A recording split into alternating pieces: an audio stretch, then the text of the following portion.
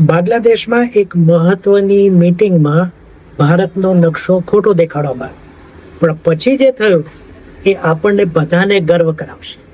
ઢાકામાં સાર્ક સંબંધિત એક સેમિનારમાં જમ્મુ અને કાશ્મીરને પાકિસ્તાનનો ભાગ દેખાડવામાં આવ્યો.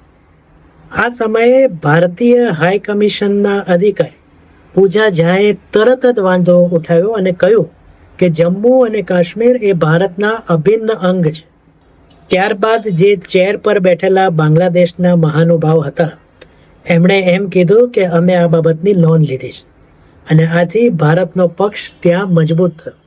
આમ કરીને ભારતે એક વસ્તુ તો બરાબર સ્પષ્ટ કરી છે કે આંતરરાષ્ટ્રીય બાબતોએ જ્યારે પણ ચર્ચા થતી હોય ત્યારે ભારતનો નકશો એ કોઈ ચિત્ર નથી, પરંતુ ભારતની સંઘપ્રભુતાનું એક પ્રતીક છે.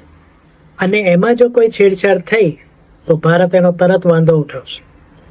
તમારું આ બાબતે શું કહેવું છે એ કમેન્ટમાં ચોક્કસ કહેજો.